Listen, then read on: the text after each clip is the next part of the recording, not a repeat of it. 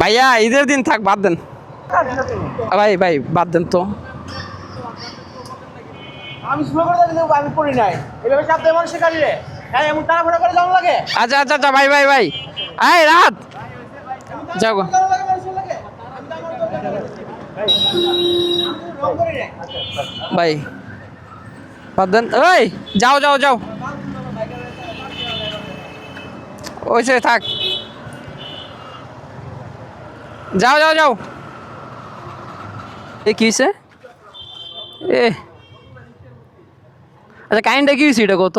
সিনটা কেমন হয়েছে এটা কো? আমি তো ফুটেজ নিতে পারি নাই, বন্ধ গেছিল।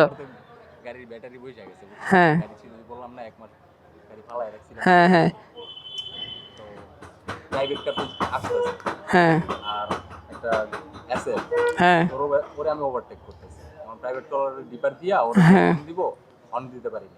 কে হন হন কাজ করে নাই? না ক্লাস করি দিলে আমার রাস্তা মাঝখানে যাও। গাড়ি বন্ধ হয়ে তখন তো প্রাইভেট কারে মেরে দিব। এখন কি করব? তো আমি ওরে ওভারটেক করতেছি। হ্যাঁ ওরে ওভারটেক কইরা ফেলছে। ওই কি করতে পিছন দিয়ে আমার লাগে। মানে ও ওই পায়ে লাগাইছে? এটা এটা কোন ওর বাম্পার পায়ে লাগছে?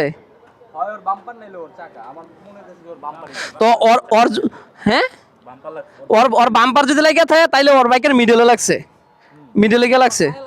হ্যাঁ পায়ে পায়ে লাগছে না, তো পায়ে লাগলে তো মিডলে লাগছে, মানে ওই ডাইনে চাপ দিয়ে দিছে, মানে ওভারটেক করতে দিব না, ছিল হ্যাঁ ওভারটেক করতে। ওভারটেক করতে দিব না। তার মধ্যে ওই কোনো লুকিং গ্লাস খেয়ালই করে নাই।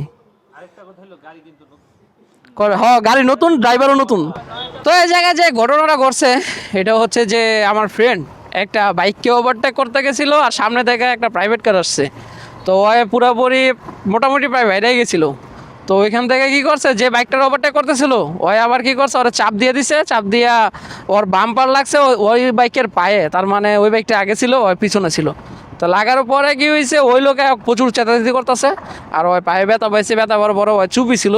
তো ওই লোকে অনেক উল্টাপাল্টা কথা কইছে। আমি ওই লোকের বলতেছি যে ভাই যা হয়েছে থাক, বাদ দেন। ওই লোকে মানতেই আছে না যে ভুল ওই লোকেরও আছে। এখন ভাই এডি ওই লোক এডি করলে হইব? রাস্তাঘাটে চলতে গেলে একটু একটু দুর্ঘটনা ঘটবে, দোষ একজনের কম বেশি থাকবে, এটাই স্বাভাবিক। তারপরে যেহেতু ভুল স্বীকার করে ফেলছে বা চুপ করে আছে ওই জায়গার মধ্যে, তো আর এরকম মানে কি বলে রুট ব্যবহার করা তো ঠিক না, উল্টাপাল্টা ভালো কথা কইছে।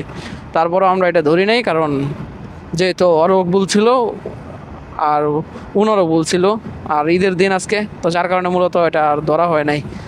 তো এগুলো একটু ছাড় দিলেও পারেন, তো আপনারা এগুলো একটু ছাড় দিন ভাই, কারণ কেউ তো আর ইচ্ছা করে কোনো কিছু করে না, কেউ ইচ্ছা করে কোনো বিপদ ঘটাতে চায় না। তার মধ্যে ব্যথা পাইছে আমার ফ্রেন্ডই, ওর পায়ে ভালো একটা ব্যথা পাইছে।